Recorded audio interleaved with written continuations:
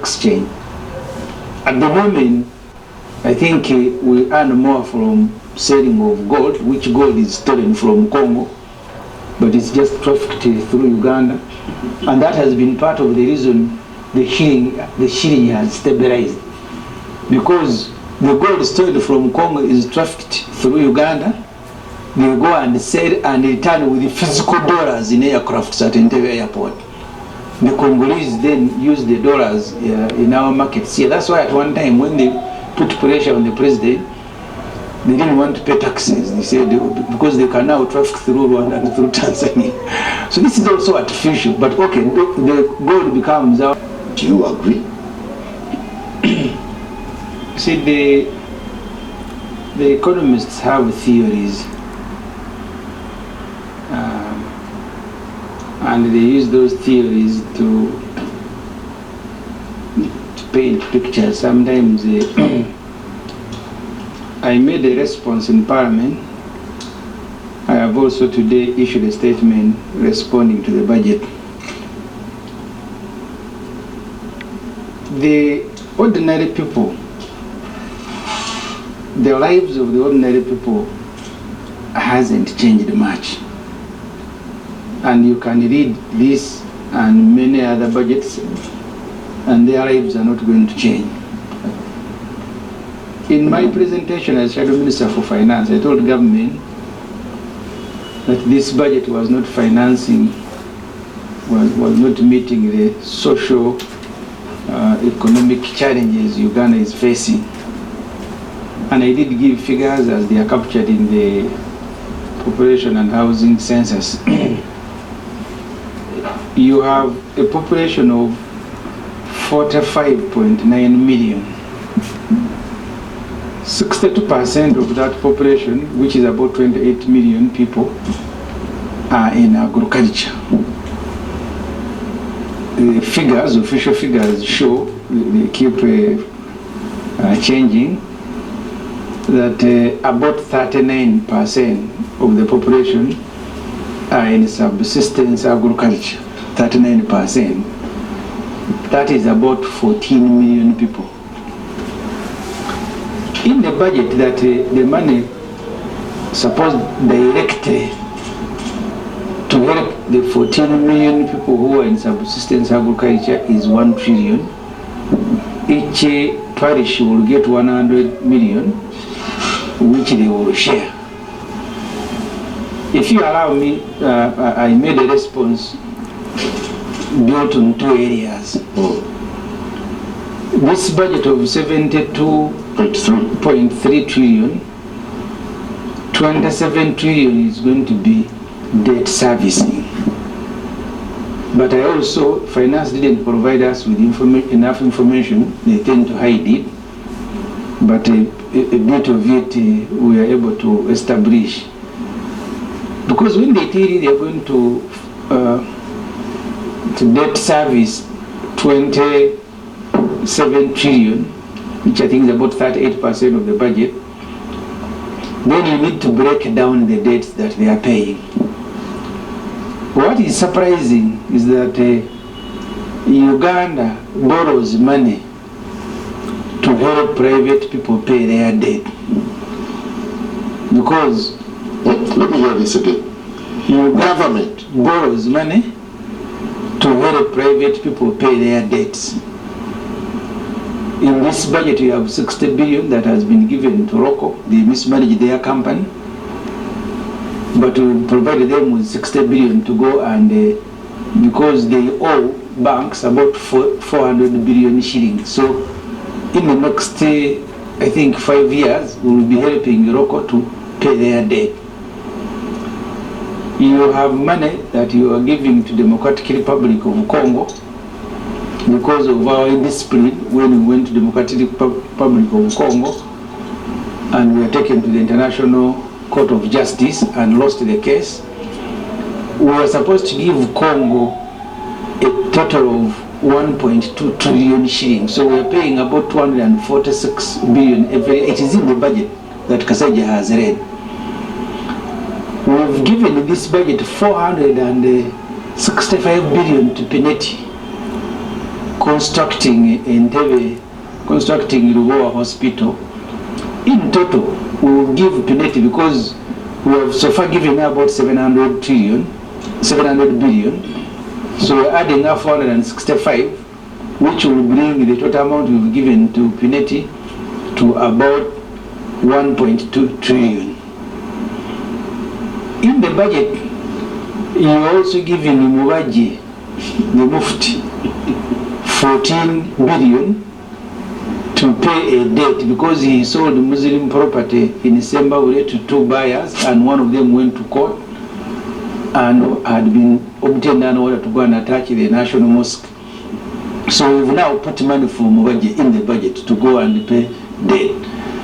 So when finance presents debt servicing as 27 trillion, you need to break it down for the citizen to understand. Yeah, but you seem to be painting a gloomy picture.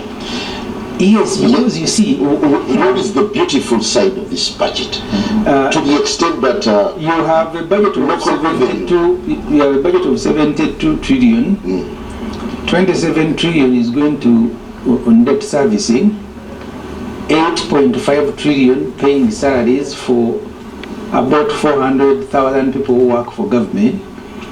And then in the budget you have, again for the same people, about 4 or even more trillion to facilitate them to do their work, buy them vehicles, money for donation, money for fuel, money for workshops, money for entertainment, special meals and drinks.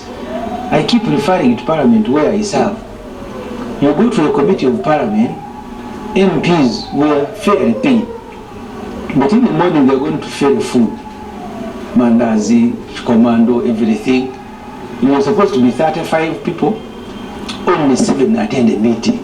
In the end, I don't know where that food goes. But in the budget, you have about 200 billion shillings for special commanders. For special, they call them, they give them names, artificial names. They make them look very sweet. Special meals and drinks.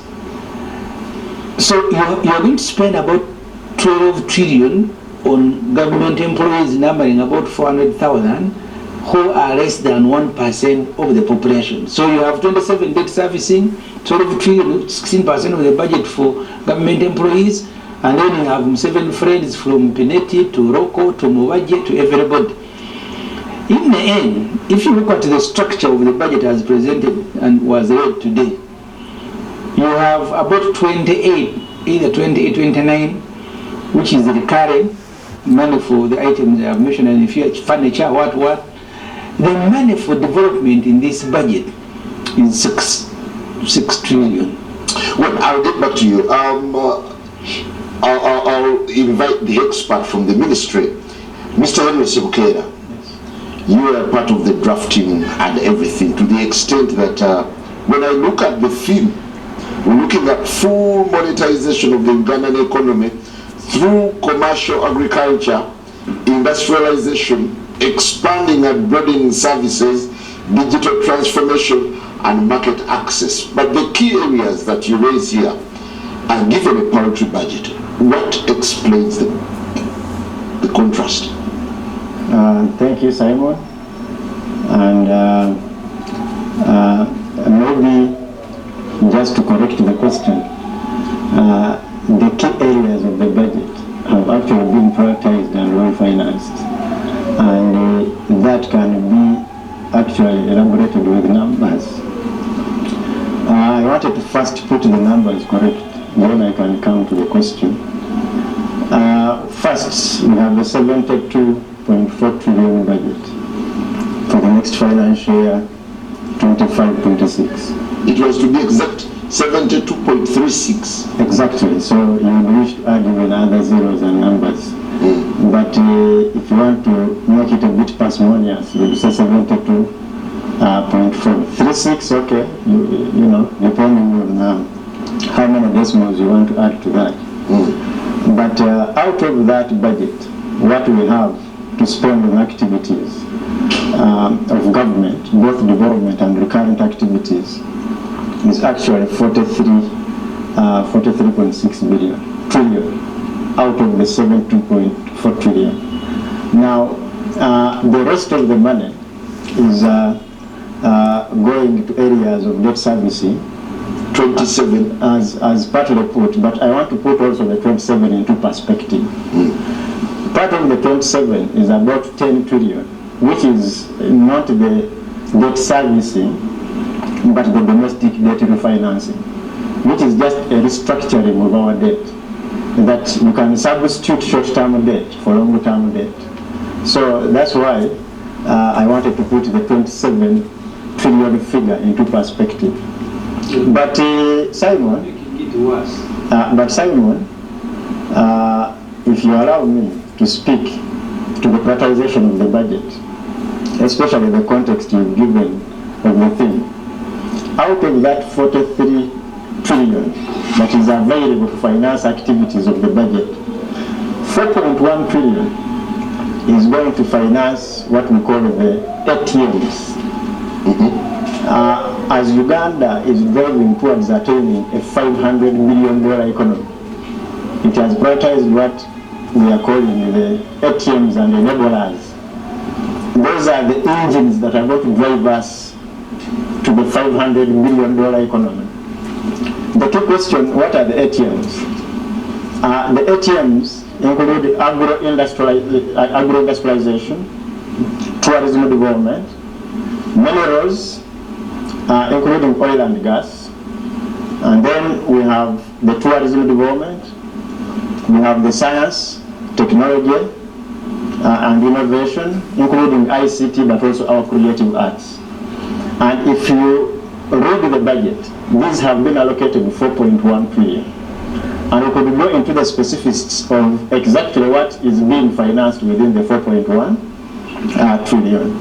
Now, out of the 43.9 trillion that is available for finance activities, about 32 trillion is available to finance enablers. And what are the enablers? Enablers are those areas that are going to help us harness the opportunities in the ATMs. And here we're talking about, infrastructure development, education, health, literally investing in the people of Uganda. But I could go even a little bit into detail into that. If you look at our enablers, actually investing in the people of Uganda is the highest financed activity within the budget. We have about 11.4 trillion that is invested, that is actually provided for investing in the people of Uganda, and about 8 trillion, if you round it off, in infrastructure, and of course security is our fundamental.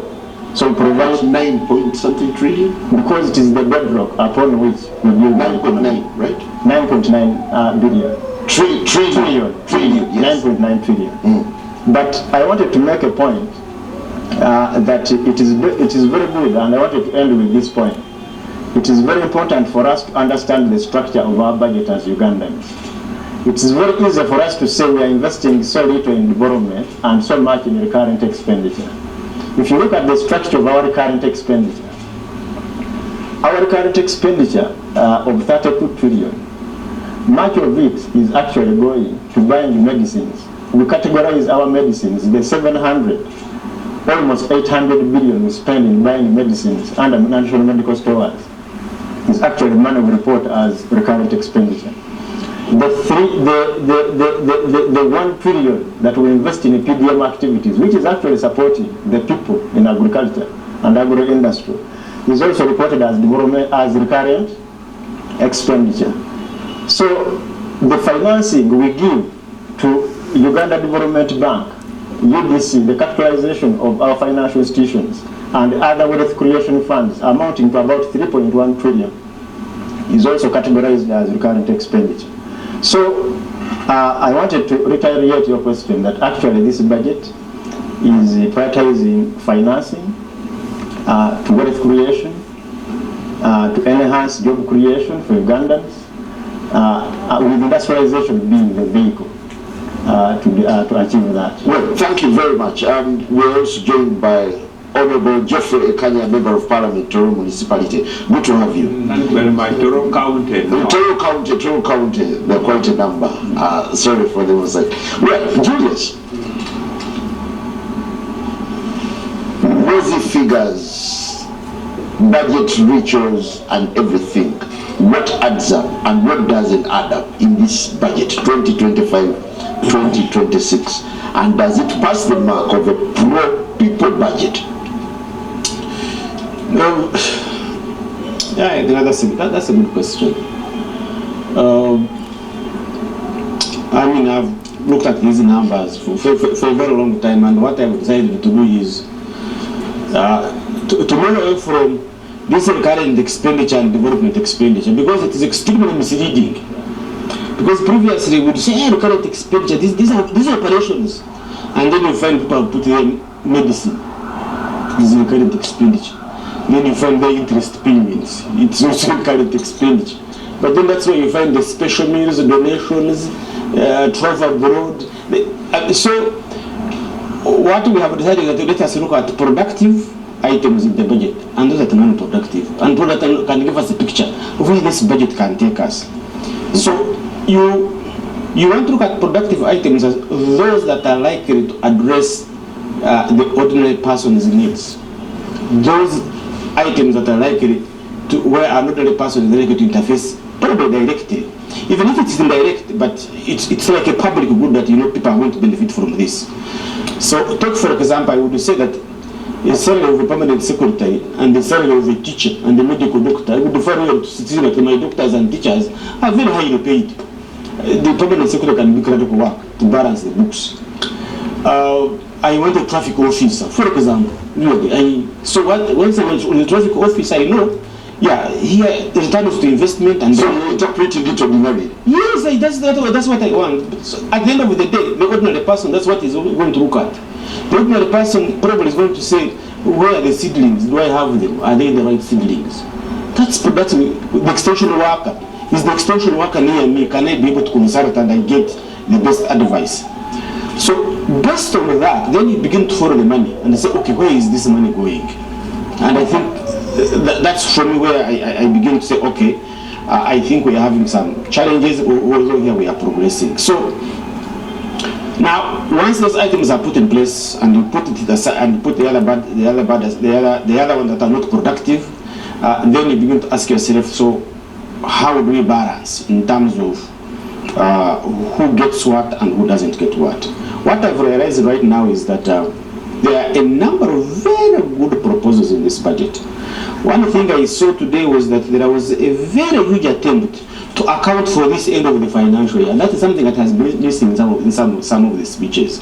A huge attempt to say, but this financial year we have done 1, 2, 3, 4, 5. Now it's up to us to go and do the clarification, to go and find out whether those things actually have been done. Two is that there's some proposals that you like. I saw something like Oxelvinga. And I think it's something that we've been pushing for us in the society to say, if the ordinary person has got his phone, why can't he also buy bonds? So I'm hoping that now we are going to have some bonds of 1,000, 10,000, so that they are broken down, the person can save and also buy bonds. And I thought that was a very good idea. I have seen we are commercial diplomacy has been also one of the things I have also been promoting. To say that these embassies, really, for me, they should not have one main job: to look for markets for our products. Period. If you were an embassy in foreign land, we should facilitate you enough, and that's probably so that you look for the market for our products. And once you get it, you come back and tell us, I have got the market for squared watermelon. And then now government goes back and say, farmers, the other big watermelons we like not to sell them. Now we need to start working on squared watermelon. There's something very key. Perhaps you could come in here. Minister Kasaija speaks of tenfold economic growth in 15 years. Do you think that is being overambitious, or it is realistic? No, being ambitious is okay. Being ambitious is okay, but it depends on what you're going to do about it. All of us have dreams. And it's perfect to dream that we're going to have a $500 billion economy. It is how we are going to change the way we do things. If we expect that the way we are doing things currently is going to take us to a $5 billion economy, I think we shall $500 billion economy. I think we shall still be dreaming. to achieve that, fundamentally, a lot of things must change. Because we have the potential and capacity to reach there. You can't give, I mean, look at the dairy industry. We can be able to sell milk to Algeria, you know, and the huge potential that is just in only that one country. Just imagine if we have been able to get a market for all other Arab nations who would like to take our milk, and we're able to help our farmers do that, what that would be. But if you come back home, then that's when Katemba starts. A farmer is going to spray the cows that they have ticks, but instead of ticks dying and falling off, they start getting fattened. They get fattened. In the morning you spray, in the afternoon the tick is usually even bigger than how you left it in the morning. Simply because of our inability to enforce discipline on ensuring that we don't have fake inputs into the market. Okay, before I get to Honorable Kanya, to what extent does the budget speak to austerity and the fight against corruption? I think the fight against corruption, we seem to be losing it. Why? Because corruption has also changed in the way it has been in the last 5 years. It's now, we legalize it, like you plan for it, you budget for it, it goes to Parliament, everybody looks at it, and now you go in execution. So if you have this bottle of water and it is being supplied to different government departments at different prices by the same supplier, that is corruption already. Because if the market price is 1,000 and the government is buying at 5,000, you have done it's a done deal. So I think for corruption, the minister really we need more than what we are currently doing. How about austerity? Does the budget have an element of a government that now wants to be frugal and work within? I am yet to get the savings you have made from rationalization. Because I remember as we were rationalizing, then that's when we got a post with the assistant RDCs. So in my mind, I'm like, okay, we said we should reduce on duplication and running cost of government, but then we are creating more costs. So the benefits of organization, I'm yet to see them. I'm yet to see the benefits of rationalization. Thank you. Honorable Ekanya, thank you for joining us. Well, we're looking at a 72.36 trillion budget, an increment, a slight increment of 0 point something. You could help me, Henry, here.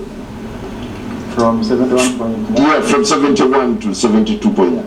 0.3. Is that something plausible for the country to say there is growth, remarkable growth, and the fact that part of it, a huge chunk, 30 point something trillion, is to be raised domestically?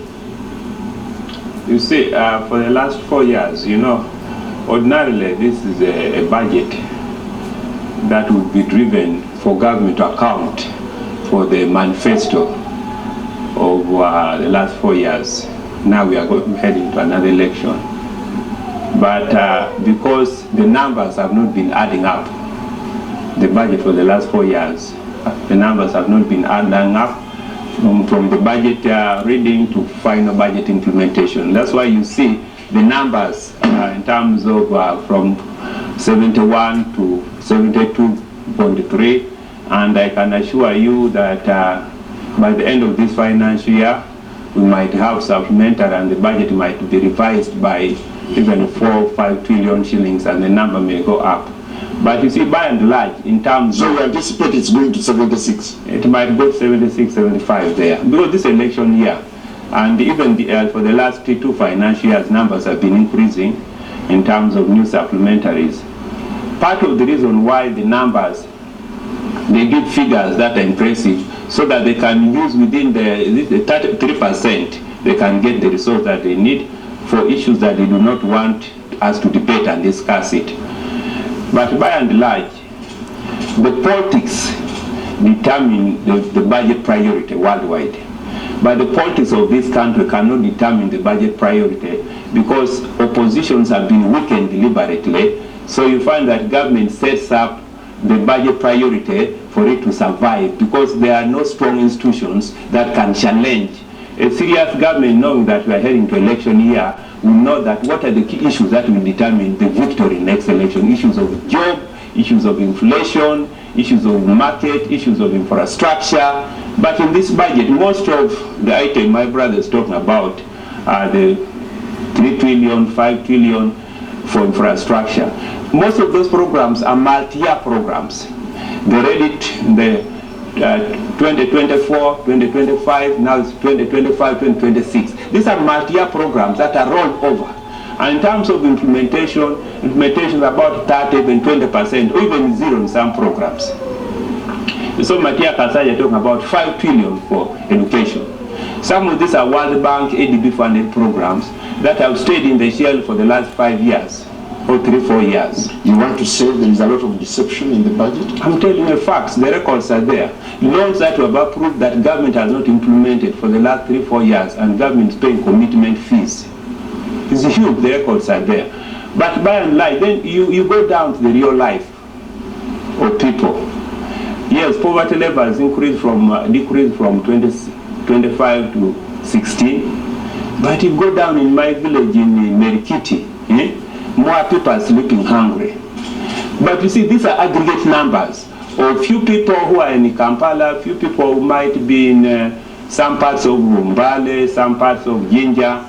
But the real life access down there, in terms you talk of allocation 1 trillion roughly for drugs, but how many people can access part of that 1 trillion? The resource will be released. Part of it will disappear at National Medical Store, part of it will disappear on the way to National Medical Store. Maybe about 40% will reach National Medical Store, and even that 40%, some technical people take, you find that about 20 or 30% will be accessed by the ordinary poor people. So most Ugandans, in terms of knowing that government is going to read the budget, remember when we were growing, those days people would tune TV, people would tune the radio, knowing yes, we are going to allocate this resource. We are going to have boreholes in our village repaired. But call the LOC ones, and you heard the president talk about the geese or the roads. The LOC ones will tell you that in schools, as of now, government is paying for those teachers, but children are being chased away from schools. There are no shocks in schools. You get the point. There are no toilets in most of these schools, and yet resources will have been released. So in terms of accessibility and population benefiting from the figures, in terms of at macro level, it is very impressive. I can tell you, we are doing very well at macro level. Inflation is under control. The shilling is doing very well. In fact, I met some investors, and some Uganda do not want no longer to sign contracts.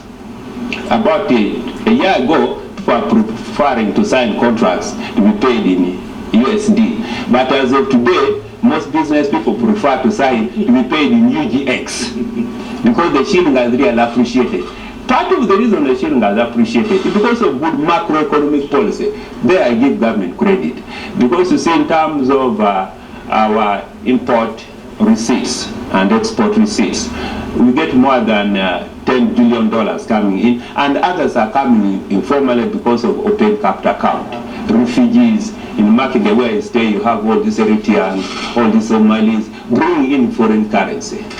You go to other countries like Angola, Burundi, very tight capital account, you cannot bring money and take it out. That is beautiful.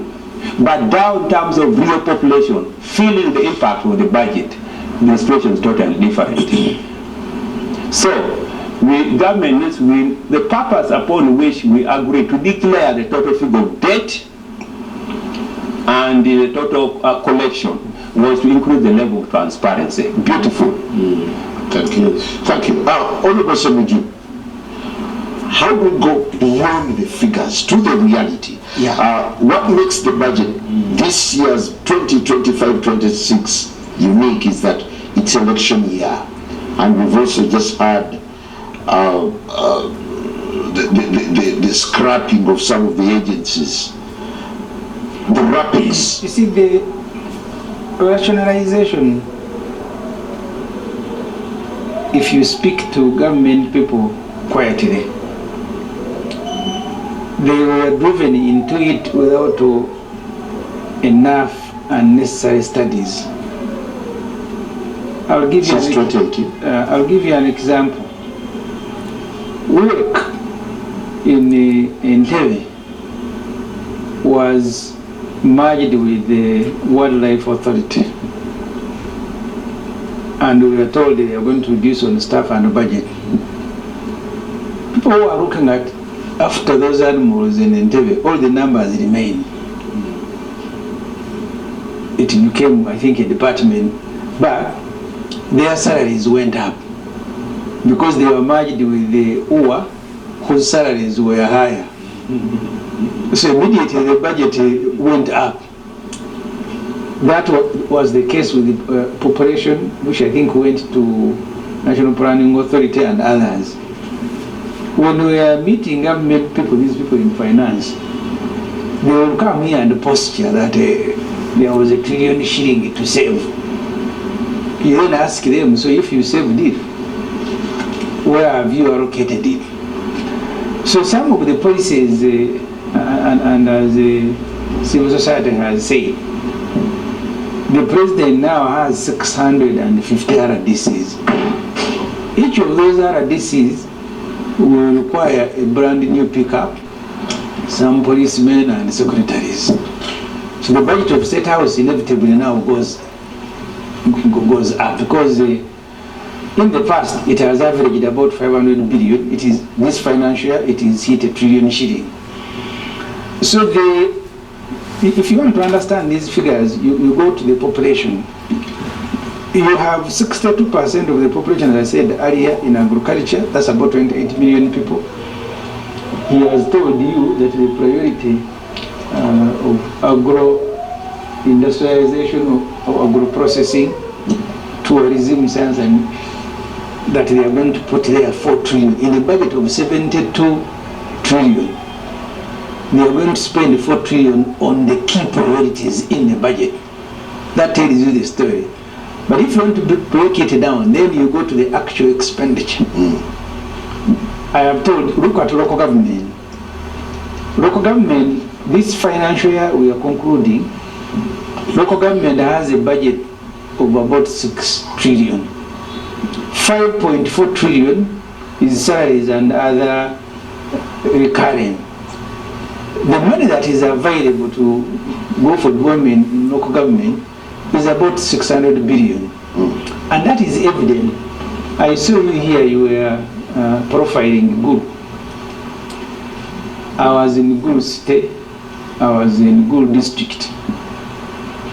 The reason their budget went up slightly was because you had that money borrowed for the infrastructure. There is no money for maintenance. That's use-made, right? Yes, there is no money for maintenance in all the subsequent budgets. When you exhaust the money for constructing roads, they are not going to be maintained. And that's what has befallen most of the roads now in Uganda, in Kampala.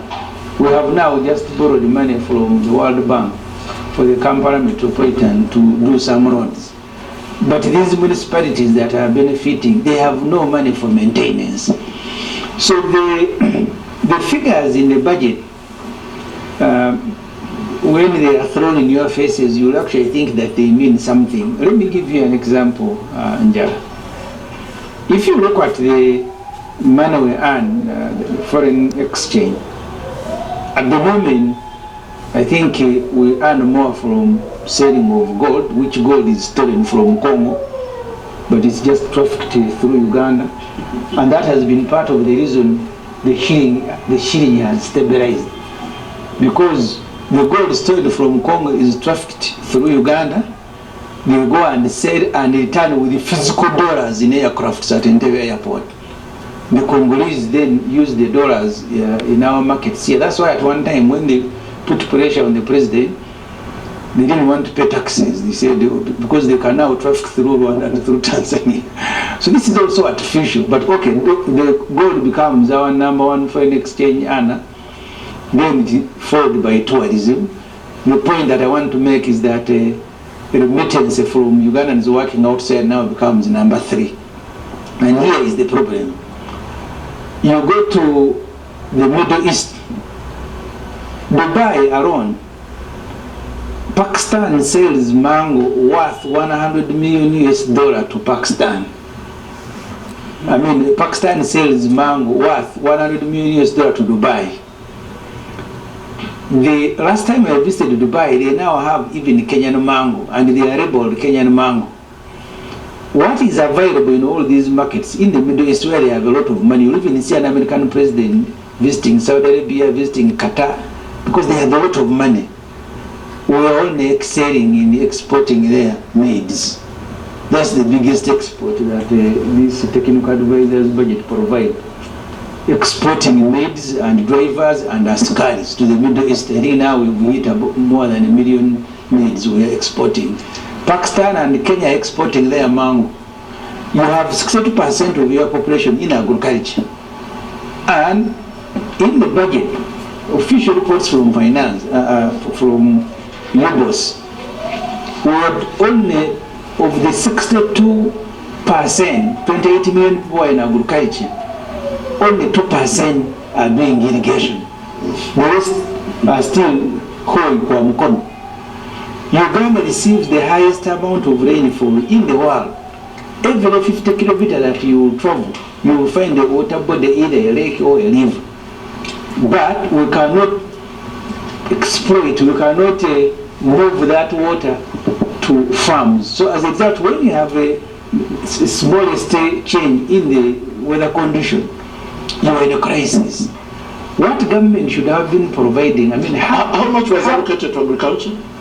1.8 trillion. 1.86 trillion. 1.86. Yeah.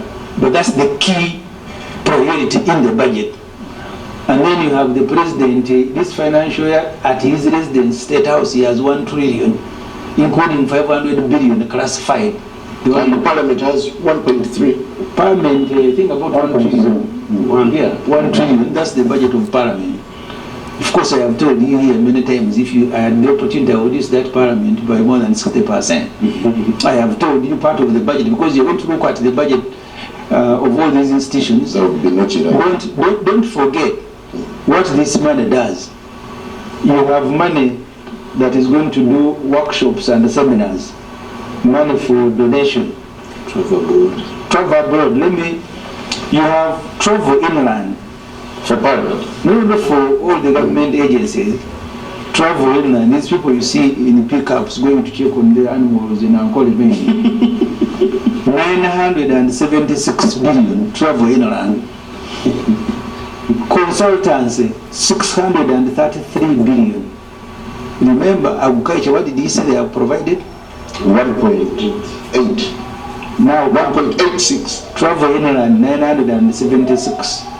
Special meals and drinks, 492 billion. Fuel, 450 billion. Workshops and seminars, 296. Welfare and entertainment, 207 billion. Yes. Vehicle maintenance, 171 billion. Donation, 168. Beddings, clothing and footwear, 140, and the list goes on. If they give you a broad figure and you don't interrogate it, they will say that they will put money in agriculture, and you actually think that money has gone in agriculture. When the bulk is salary, and that's why I started with the wages. How much are we going to be spending on wages? And when I was making a president parliament, even I asked, who are we employing? Because Kenya recently changed their policy, and they said they will now prioritize technical as opposed to support staff. If you look at the number, the 400,000 people are working for government in Uganda, you may actually reduce them by more than 60. Majority are just useless. When you look at a place like a State House, where we pay for cooks, people who are looking after the president's cows, etc., they are all on the payroll. Instead of having extension workers, in the budget you have 21 billion for general salaries operation wealth creation that is going to be supervising PDM. Yet the policy is that the money for PDM should go to the account of the last beneficiary, and then they will choose what they do using that money, because that money is involved in a fund that is supposed to be recovered.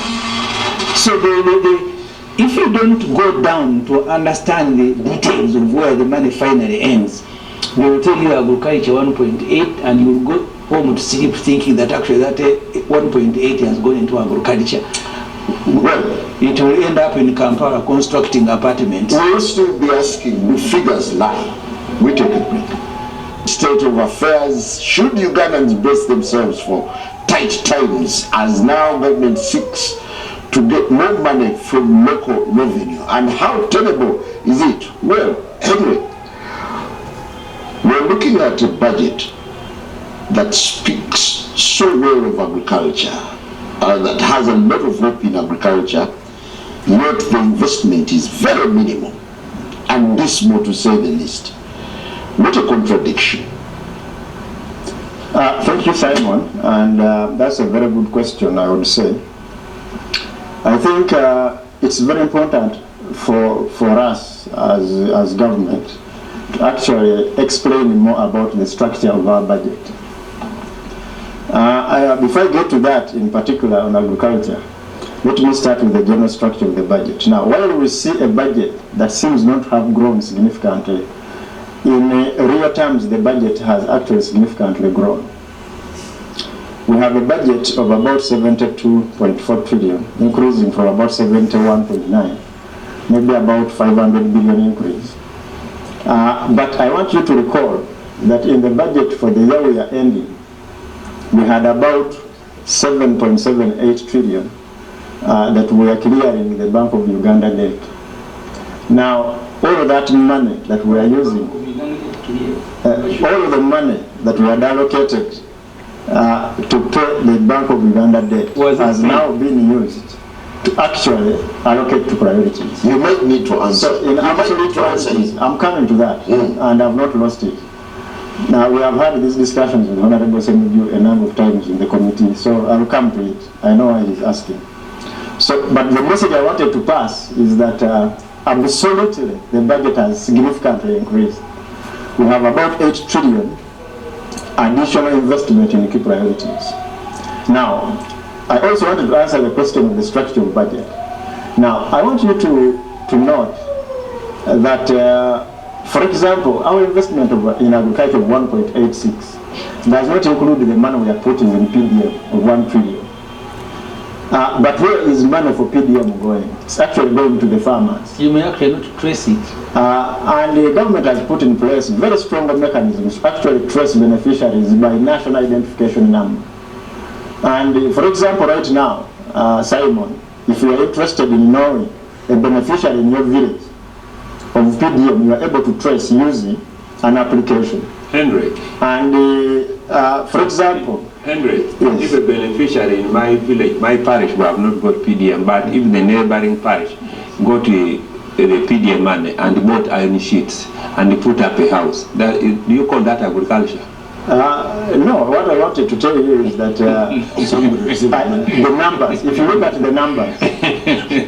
the numbers, actually more than 80% of PDM finance has actually gone to agricultural enterprises, and we have the data. Do you have an effective tracking mechanism for exactly. There is a Zaidi application that actually you are able to access the beneficiary by name, by national identification number, and by enterprise. So there may be a few isolated cases like my comrade and friend, Honorable Kanye. So do you want to say that PDM is the magic bullet for agriculture in the 2025-2026 budget? Remember, Honorable Ssemuju raised the question, raised a very important issue that we still have, although he said 39, it is 33% of Ugandans still stuck in the money in the subsistence economy. So the silver bullet that the PDM is giving us is to actually target that 33% of Ugandans that are still stuck in the subsistence economy.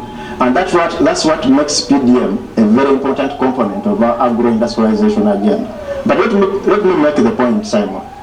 When you see 1.86 trillion invested in agro-industrialization, there are still so many other government interventions. For example, the 500 billion we are investing in district and community access roads that are linking farms to markets. This money is not captured as part of the 1.86. The same discussion I know has been raised, for example, on tourism, that we are investing just about 430 billion in tourism, yet we are saying tourism is a critical priority. Among the ATMs. Among the ATMs, but government is investing another 2.2 trillion in tourism-related activities in other programs of government. Which programs? Tourism roads, for example. So you mean, you see, investing. let's start with the Maybe arriving in Entebbe. No, let's have a conversation. I'm taking interest here. Yes. Tourists arriving in Entebbe, they're going to spend 1 hour and a half between Kampala and Chiengera, 14 kilometers. They're going to spend another 2 hours between Kampala and Masaka. If they're going to Kasese and use Fort Portal, it's 1 day. That's why Rwanda is receiving more money from gorilla tracking, yet Uganda has 60% of those animals. Rwanda shares with Congo 40%. Because someone arriving at Kanombe Airport, in the next 1 hour will be tracking gorillas. Someone arriving in Kampala at Entebbe will spend another day moving on a very poor road, Mitiana Fort Portal. So it is meaningless for you to go in the Maxon and go a road there as if people are going to be fed there by the very same animals. So I don't understand for you what you think is fine. Let's allow him make his submission. Well, I'll still come back to that. But maybe to quickly respond to Honorable Ssemuju, I think, we'll notice the travel time within the Greater Kampala metropolitan area, partly because of good reasons. That people have now more incomes to actually afford vehicles. So we have more vehicles. The roads in Kampala are okay. We have more vehicles than what our road capacity can accommodate because incomes are actually improving. Seriously? But most importantly, the government has noticed this and is also expanding the capacity of our transport network, particularly for what Honorable Ssemuju has raised. You know that very soon, in the next 2 to 3 years, we shall have the Rusega-Mpigi Express Highway. You know, it has stalled. And if it has not stalled, construction is ongoing. If you have been following, the Kabale airport is actually now complete. The government is taking up investment in regional aerodromes, meaning that travel from Kampala to other regional destinations is going to improve going forward. But this is the point I wanted to make, Simon. You might need to get back to the question you posed about Bank of Uganda. Yes. The repayment of Bank of Uganda. Yes. Yeah. Was the actual payment made? Or you just Yes, it was made. The format of payment is it does not matter. The payment is done. what Honorable Ssemuju is going you never paid. Exactly. The payment was done. You just deferred the payment. And It was not deferred. We brought a resolution Yes. to recapitalize the bank so that they have more liquidity for trading. Which is okay. No, but you see, those are operations of monetary and fiscal policy. Is it true again that a huge chunk of the budget is going to help individuals pay their debts? A huge chunk of the budget, Simon, like I've told you, is going to the people of Uganda. I wouldn't want you to draw me. I know why my leader. Well, this is important. Yes, We want to know where the money is going. a huge chunk. I would get to that, or I wouldn't want to be driven to that discussion. You see, when For example, Honorable was saying we are investing 60 million in a company, construction company, which government is a shareholder. So government is investing in its own company. Actually, no, you see, I mean, you need to be sincere. But this company was collapsing. It came looking for funding to repay loans. We did not acquire a share because the company was attractive. The reason we acquired the share was because we were putting there our money.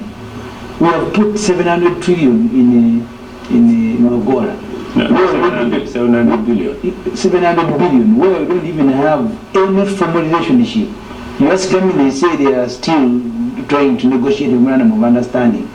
Don't present Roko as a very attractive, profit-making company. That is the reason we went there. We actually went there to help them when they were collapsing. It's not an investment. Yeah, but I think it would also be in the interest of growing our local entrepreneurship. And this is a liberal economy. You don't just to reiterate on that. Look around, and most of our leaders have been to these countries. If you see the companies currently doing work in Uganda, mostly Chinese companies, contractors, these are government companies. Why? Because governments in those countries took deliberate efforts actually invest, nurture, and grow these enterprises. So it's But Henry, your statement, I think it needs a bit of clarity. Those companies from China, from Europe coming here, they are export credit companies because we get financing and loan from the Chinese government. So they are saying the condition is our companies must be there to create jobs, the same to Europe. So when you say Rocco should be doing work in South Sudan, should be doing work in DRC as an export credit and earning income instead of taking taxpayers' money. And besides, why wouldn't Rocco go to UDP? And before he even answers that, you see PDM, if you have a PDM, a program like PDM, without linking production to market, to quality and zoning, in my district, people got PDM money fine. They invested in cassava growing. The cassava is rotting in the garden because there is no market for cassava. Well, Henry, you can wind up on your point. Yes, so the point that I want to make is that all strategic governments actually help their private sector to grow. And once you develop capacity, you can now compete internationally. Most of these companies you see doing work here first did significant work, nurturing and development within their economies. And now they can do what you call exporting of their expertise to other countries. And this is what we expect in all companies, not only one, all companies in which government is investing. We expect to develop as much local capacity as possible. Did you look into the criteria? Of course, we are looking into the criteria. Government has a sanctity criteria for prioritizing some of these investments. Yes. And the data speaks on why some of these investments have actually been prioritized. Liability? I can tell you something. If you looked right now, if you looked at the massive investment that has happened in Ruboa, the progress, I don't know if you have been there and you're not following the news, and there is no progress. The last time we put their money in the supplementary budget, the permanent secretary in health said actually that money is enough, but you have added another 400. So the experts are saying you put in too much, but you're adding. Let me tell you, Simon, the same discussion, 2 years down the road, this same discussion is not come back here. And why I like these discussions, because the results don't lie. We've seen investment in this industry of biopharma. Right now, we are actually having local production of medicine. Actually, there's production. Yes, there is production. Production is ongoing. And that factory, There is no production there. has got about 100 patents of the What do they produce? They're producing actually medicines, Which medicine? capsules. For example, these antibiotics. That is why it's cheaper on our local They market. are being produced because all that people are doing Yes. is to import raw material, do some little processing, and then package. And that day, farmers of yours came here when that was already being done by many people. You come to, without even this one of Mozilla, but also in my constituency. So you can't report it. But Simon, before that, there's a point I wanted to make that Honorable Ssemuju keeps getting back to on the structure of the budget. Before I was diverted, that I think we need to do more on sensitizing about the structure of our budget. For example, each time my Honorable Ssemuju, actually, I call him my representative in Parliament. Yes, I'm from Kira, so he's my member of Parliament. Each time he makes a point, he talks about special meals. That we are investing so much in special meals. Actually, special meals is an international budget classification for meals for police and the army. So each time we look at the budget for special meals, it is where we are feeding our men and women in uniform. What about the commanders in Parliament? It is you have meetings and conferences. You see, If you are doing a much of that. the good thing, The point I wanted to make, the good thing that you I think we finance, need to and I want to thank you. yes. You aggregate these things and then provide information where the money is going. Please be honest. This money is not going to police and the army.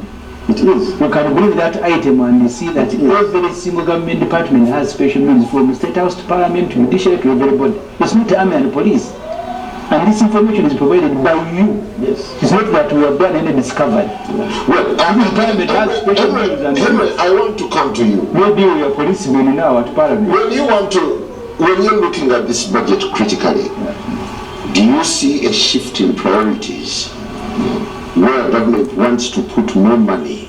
And do these priorities really bore with the reality on the ground? Yes. Yes, as you wind up. Yes, thank you very much. I think today's budget speech actually put your question in a very good perspective. And the minister said that now government or Uganda has entered the socio-economic transformation phase. Previously, before entering into this socio-economic transformation phase, government was investing in programs to alleviate poverty, to stabilize the economy, massive investment in security, just to create order within the economy. Now we have entered into a phase where we want to power this economy to a $500 billion economy. And therefore government priorities have now shifted from largely consumptive areas and massive investment in infrastructure to build a foundation to actually invest in our opportunities that are going to create growth and exports. Thank you. Yes. Julius, when you see this budget, generally speaking, is it one where you signal the public to tighten their belts now that government is seeking to realize more local revenue? And how terrible is the idea of getting 30 plus trillion? I think for me, we've always tightened our belts, and I'm not seeing a period whereby we shall untighten. No, I don't see that. But I want to encourage Ugandans to prepare themselves for whatever is there. You see, in Uganda, they say akanyama katono okayanga kalimu kwao. So that capital that is in the budget, I think we need as Ugandans to organize ourselves and see how to get it. Why do I say that? There is a provision in the budget, in the procurement, which says that in a contract, 10 million and below the district should be given to local registered business youth and people with disability, groups. Any contract at the national level in the ministries below 30 million should be given to the same groups. Now, if we cannot attempt to ensure that these groups are there, they are organized to partake on this opportunity, then they will lose it. And as such, it's going to be difficult for them to benefit from the market, from the budget. Yeah, but that's been in every budget, highlighting opportunities for groups and... Yes, and I think our failure to organize and mobilize them properly, our failure to remove politics from this group making, has resulted in these groups not benefiting optimally from this particular budget. That's why when you see UDB come and say it is for highly commercial people and big boys and girls, for them they run and get it. But when they come to these other smaller groups like our money, the Small and Medium Enterprise Fund, which has not been performing so well, it's because these groups still need to be helped to organize, to mobilize, to get prepared and access these particular resources. That's why I find that the budgeting level, we are missing that. That's why even in PDM, you have these groups that were able to get the money and utilize it properly, and then you have another group that were not sensitized and organized properly, they were able to drink it. So that element of supporting our communities to form into groups, and I don't know why we have not really supported cooperatives, because the really cooperatives helped. They helped us. They were able to cushion farmers on prices. They were able to buffer farmers from price instabilities. So these are some of the things that we really need to go back to if we want communities to be able to benefit from the budget. Because a farmer really has no business in looking for prices. But of the 72.3, how much is there to harness by the local person? It's looking more at the giants. It's there. That's what we're talking about. There is money for the giants, but there is money for the smaller groups. The challenge is that... Yeah, but in terms of percentages, what is in there for what we call Mutuwa 1C? We can list down a number of them. We can list what is in the budget, what the paper states. We can list a number of them. Because you have that trillion they're telling you about of the PDM. We know really that it goes down. We have I mean, it's very small. I mean, again, that's what you're saying, that akanyama katono ukaya kali mkwao. You have resources. There is, I think, a 3 billion for the Juakali. Again, these are the people who are at the local level. So it is crumbs or no? It is little. It is not enough. It is little. But the most important part is for the whole of this week, State House controller has been moving market to market. The president has given them money. The president has given them money. So if PDM is meant to benefit these people and all these other government funds, why do you pick money physically now and go and begin distributing it there? I mean, I would actually have allowed even to triple PDM money. But these small envelopes that come around are the ones that have distorted the whole program. These technocrats will sit and make a very good plan, but when it comes to implementation, that's when everything just goes wrong. And that's my biggest problem. I agree a bit on that. What is in for our people? I think there is too much for our people than what we are actually talking about in PDM. Or there's more for big individuals? For our people, for my mother and father and grandmother, your grandfather, and your neighbors. You should become a professor. No. I wanted to make a point. But there is 11.5 trillion invested in the people to enable Ugandans access free education in UPE and USE. I don't know if those are people in high classes. Those are our people. Is that the reason they are dropping out? Because there is that 11.5 trillion is actually providing medicines in health center 2, 3, and those being upgraded to the center 4 in regional and national referral hospitals.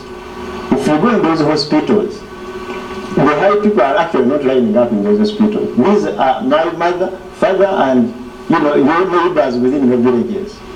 There is much more money. Actually, what we're talking about in the PDM is just targeting the 33.1% of Ugandans that are actually starting in the subsistence economy. Those who are only producing in the consumption. Exactly. But if you have to enumerate what is available for the people, the infrastructure that government is investing in is to enable people connect from their farms to markets, to take their children. Okay, let's be specific. Yes, only the time you want to come. I used to hear of this lecture of President Museveni 30 years ago, how Singapore transformed, South Korea got transformed, Japan, India, because we had a government that was focused on thinking for the people. But I think even economists in this country have lost it. They are following the politics. You see, life in a society. what is following. Life in a society is a plan. You have an egg, larva, pupa, and then you have a duct. You have UPE, for example. You know that you will have this number of kids enrolling for primary 1. Then you plan for them to complete primary 7. You plan for them to complete senior 4. You plan for them to do senior 6 and join tertiary. You plan for them to complete university. Then from university, when they come out, you plan for them that they will join Boda, for example, for 2 years. And then from Boda, they form association, then migrate to owning taxis. Some of them will go to cottage industries. So you have cottage industries in all regions with machineries that have undergone training. They enter manufacturing in small groups. Then they aggregate to middle manufacturing. Then they move to export. That's how the economy of Asia Tiger were transformed. But in this country, you can even put 10 trillion to a population that's not organized, that's not well planned. We had Bonabagagawali, we had Natna, we had PDM. PDM was planned by 5 years, 5 trillion shillings. But you do not have a production system, drugs, seeds, market, storage. That's why you find that you go to Middle East, you find mangoes of Kenya because our farmers, they throw their trillions. You know, so there is no linkage. So you have border in Kampala, somebody ride border for 10 years, die, go off. In Kenya, people will form association because they're riding border, they will own taxis, they will own lorries, and then they will go to manufacturing. You have importers in Kikubo who have been importing and building, storage building, up is bed capital. The money to which they would enter in manufacturing, packaging beef, and taking to Middle East. You seem to be reading from a different script from the Minister of Finance. Minister of Finance says we've even graduated from being among the least developed countries. We are now into the middle income status. Could you be painting a different picture? You know, the statement is very good because you see, when you look at the regional level, you have neighbors who are sick. You have Sudan that is sick. You have Congo that is sick. You have South Sudan that is sick. You have Central Africa that is sick. So if we are only comparing ourselves to Kenya, whose debt to GDP is quite disturbing. But you go to Tanzania, you see the level of infrastructure, the level of growth. Then you come back to Uganda and talk. You go to Rwanda, a country that recently had a war and where it is moving to. But you come to Uganda because we have comparative advantage or good weather. By the way, this country, you don't even need that Minister of Agriculture, I'm telling you. Ugandans are buying their own planting materials. They need better quality pesticides. And in Kenya, we are at the border, they buy from there. The extension service does not exist in this country. You have people earning salary as extension workers, but in real life, there is no service our people are receiving. If you receive any poor quality, so people are living as if you are in Stone Age hunting. By the way, if today you close Minister of Agriculture, people will do even far much better because they will import their own pesticides that are of high quality. In Tororo, for example, Nagrik, they design a plan to put up poultry hatchery production for Bukene for the last 8 years. Every year they put money, there is no completion. They sell in a bin, but money is put year in, year out in the ministry. So where do you derive the hope that the economy is likely to grow by 6.3%? Thank you, Simon. The economic fundamentals and the data actually confirms that Uganda is estimated, not even projected, to grow at 6.3% by the end of the financial year. Those two words seem brothers but very different. What I want to say is I am almost speaking with certainty that this economy will grow by 6.3% by the end of this, by 30th June this financial year. And why? Because the economy has actually been able to achieve almost 8.6% growth in the last quarter, quarter 3. And already the numbers are showing us that the economy is going to grow even stronger. But there are even more things to touch, to look at. Forget the statistics of the growth. It took Uganda about 1 century, 100 years, to hit the $1 million mark in terms of coffee exports. So that means starting last year, 100 years ago, Uganda had never earned $100 million in exports of coffee, which has taken just 1 year. You see, let me make the point. Let me make that point. In 1962, Uganda was exporting 3.2 million bags. That first dam in Jinja was constructed using that money. I spoke to Letab Mayanja. He told me because of the Coffee Stabilization Fund, which was the policy at that time, they even had scholarships. Look at the benefit. It doesn't matter how much money you have. Look at the population then and today. We had the population of less than 5 million people who were exporting 3.2 million bags. We have a population of 45.9 million people who are celebrating 7 million bags. Vietnam, 1962, was selling 500,000 bags. Now they are selling more than 24. So look at the growth of Vietnam from 500,000 to 24. Julius, you get a sense that technocrats are speaking from a completely different platform from what the ordinary Ugandan is going through. I think the dilemma of the technocrats is that the planning is okay. wherever you will go in this country, abroad, wherever you will go, the country Uganda has the best policies in this country, on this planet. We have the best.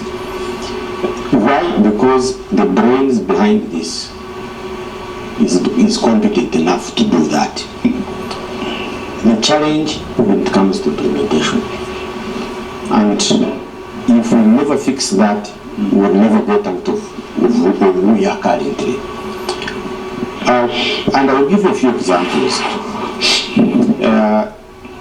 You come to 16 trillion of undisbursed loans. You want to ask yourself, why does this happen? It happens simply because sometimes we are rushed to sign loans and yet we are not prepared. You look at, we have been talking about the Parliamentary Express Highway.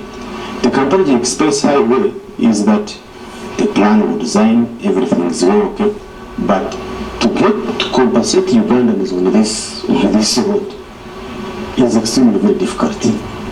Coupled with that, people having awareness that now this road is going to pass there, not necessarily to buy pieces of land. And immediately once you come to compensate a piece that somebody bought it at 10 million, now he wants 200 million immediately. And I think I'm being told that even the compensation might even be more than the cost of the road. The cost of the road. So if at the end of the day we cannot sit as a nation and decide what do we need to do to acquire a right of way, then we want to remain stuck where we are. The other part, of course, is the politicization. And we'll go back to PDM because I think it is one of the examples. The idea of PDM previously was, if you have an idea, write it down. Isn't it? Probably not write it down, but have an idea, go present it to a circle, and the circle will receive whether you can take it or not, determine how much money you can get, and they will give you that particular money. Now, the politics came here and said that every household must get $1 million, whether you want it or not. To a person who has never seen 200,000 and you give him $1 million, they will first eat 800 and now stay with the 200 because that's what they can afford to manage at that particular moment. So, the planning is perfect. I can in no way say that there is a fault in our planning. The execution is our problem. The next question that we'll be tackling is the politics in the 2025-2026 budget. As we warm up to elections, where is the politics and how does the budget address the politics? We'll be back. And the budget conversation is getting hotter. Thanks to all our viewers on Afro Mobile, we'll be joining you. We'll be shifting 10 minutes too. But Honorable Ssemuju, now let's focus on the politics. It's election time. And there is a lot of money in the budget. Where does the election, where is the election in the budget? Is it more to do with political grandstanding that the economy is fine? First of all, let me first answer the most direct question about in this budget, we have money for army, police. For the first time, even prison has money to do with the elections. I asked the government when they appeared, where they plan to arrest more people during this election period. Prisons has money for elections. I haven't looked at the aggregate figure. You don't understand the rationale. I wanted to be sure that what I think is what they're going to do, that they're preparing to send more people to prison because of elections. So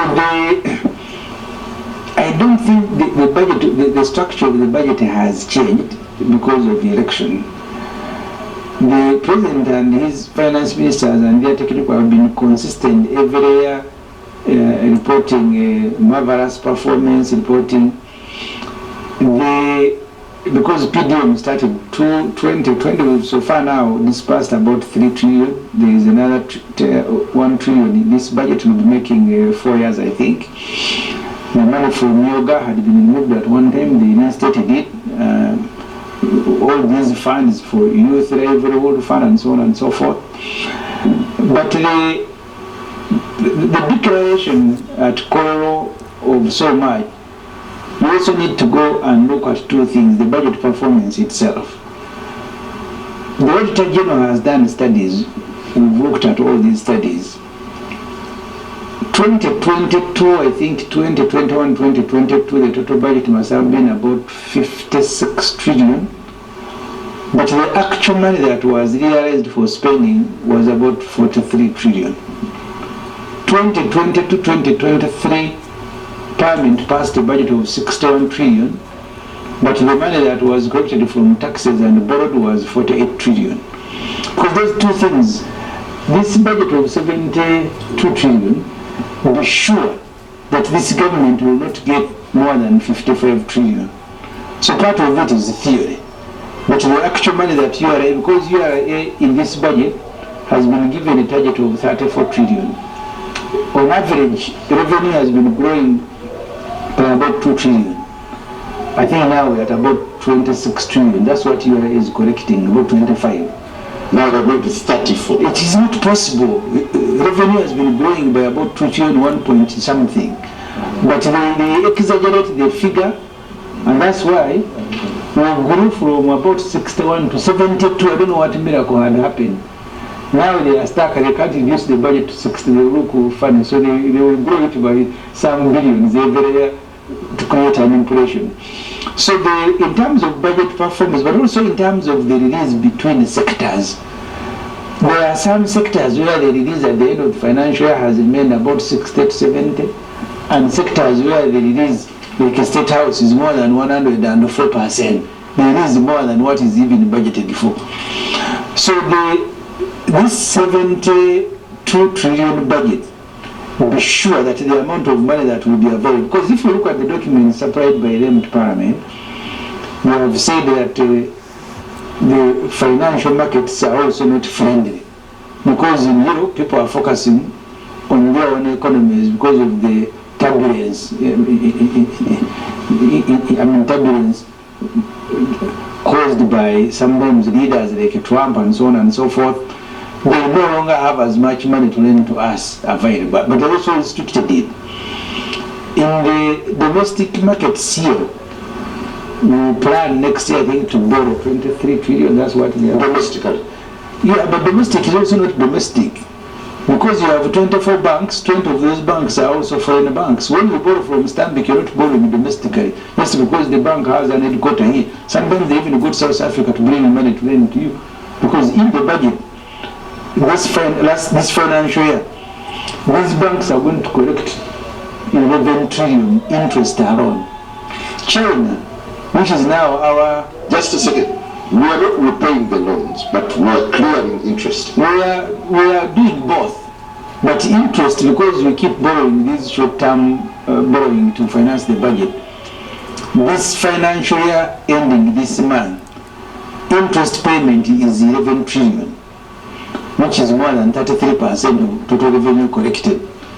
The next financial year they have planned for 9 trillion. I'm not sure whether they will stop at that, because even they, sometimes just them, you guys, they come and give you a figure. Do you know how much money we owe people? That keeps changing. So the actual money that will be borrowed depends also on availability. You remember one time they are even going to a Kenyan money, a Morocco company, something like that. Because they will announce, they will advertise that we want money. Sometimes it's not available in domestically. When money lenders in South Africa and in Kenya and everywhere, they will tell them that we now have. So the budget, the point I'm making is that... Just a second, I think we need to confirm this with him. Henry, is it true that part of the budget is catering for money lenders? You see, figuratively, I think... to improve Honorable Ssemuju's statement is that part of the money is going to debt servicing.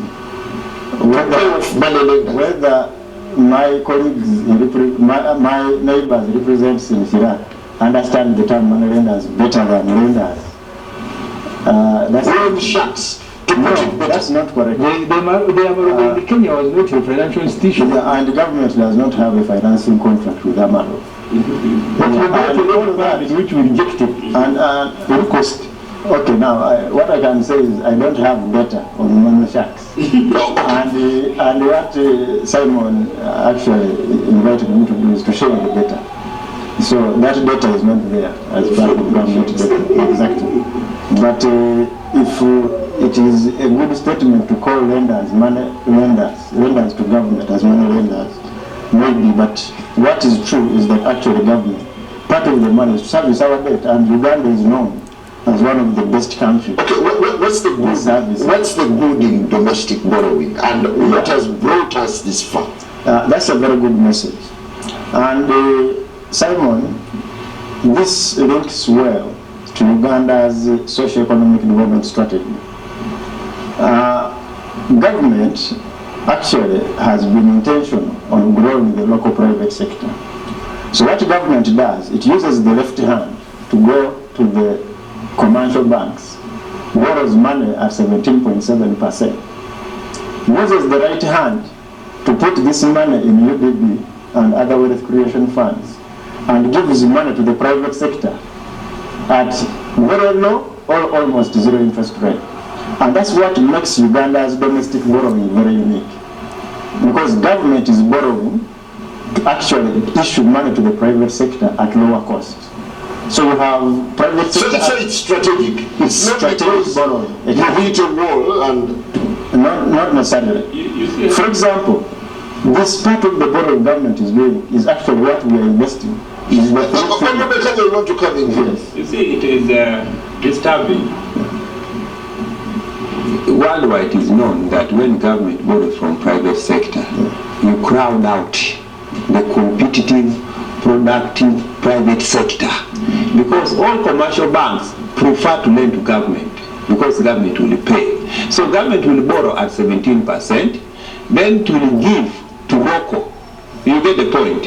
So you have an enterprise in Masaka, a coffee farmer, that wants machinery for co-processing. It will go to the same commercial bank, they will lend him at 24% and they will demand security. Because the market for the bank to lend what it has is available 90% in the government. So you find private sector crowded out, they borrow money at a very high interest rate, they cannot create growth, they cannot employ and pay tax. Julius, economically speaking, does domestic borrowing speak to a one direction? I wouldn't encourage government to do that. And I think in my entire advocacy work, I've been telling government, please get out. For reasons which Mr. Kanye has brought, but also for just look at this scenario is that when you have a bond of 17%, and now we have grown to a level whereby you have so many unit trusts, you have so many circles, very rich by the people have mobilized resources. Now, instead of them building housing estates, instead of them putting up specialty hospitals, like they could build their own Rubella to invest in other things, they rather go and buy government paper and keep quiet. Because that's where the money, that's where the returns are. And therefore you can never benefit from, you can never develop. Is it indiscipline for government to borrow locally? I told the government actually that they don't have a borrowing plan. Because I have noticed that in most cases, this borrowing is usually very abrupt. Because you know that to go for an external loan, it can take a minimum of 5 years to complete the negotiation. It's a very complicated and long process. So, for example, right now, I mean, you have the debacle of Umemi. I mean, we knew we were kicking them out, but and we knew like 90% of the money that was needed, but we were going to get the rest needed. And there is no multinational corporation that can give you that money very quickly like that. The only thing you can go to is to run across the street from the bank and pick that money. So I've urged the government, let us have a borrowing plan. When you have a borrowing plan, you have enough time to really attract the type of loans that you need that could actually be even cheaper, more concessional, a long-term period, a greater grace period, and you're able to stay comfortably. Well, I need us to go on to the next segment. The budget is here, 72 trillion. Is it time for us now to look at budget discipline? Is there a possibility that government will stick to the budget? Or what are the chances that we might shoot to figures that I can't describe now? I can't speculate to. I'll start with you, Julius. From experience, one of the statements I made was that we need to learn from the experience of from what has been happening. The Auditor General, and I think some of you talked about it, when you look at the way we have been doing supplementary budgets, and the fascinating one is for the last financial year.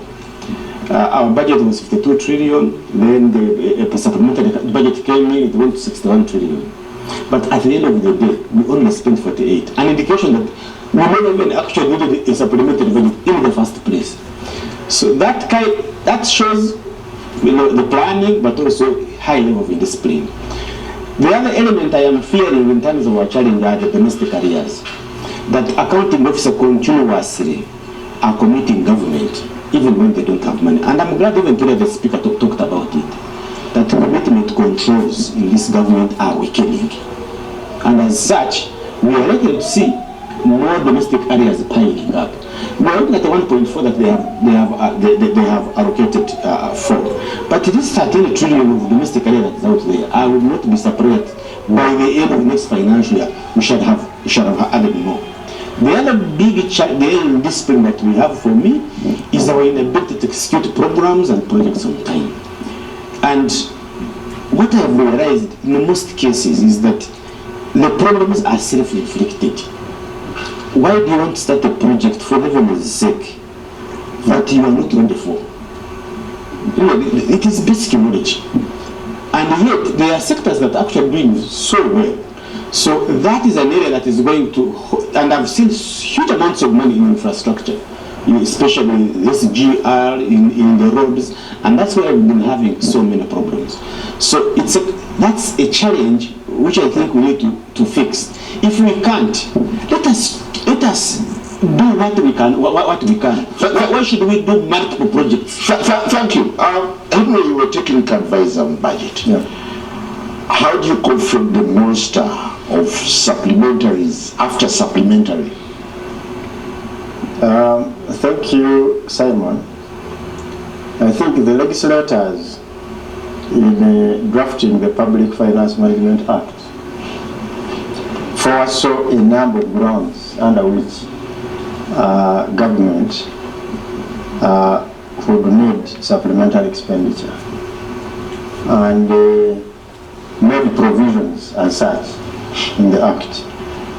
And I think for most of the time when the government, such situations have demanded, I think the legal framework has been applied to ensure that the government is able to provide spendable financing to critical areas. So you manipulate the loopholes.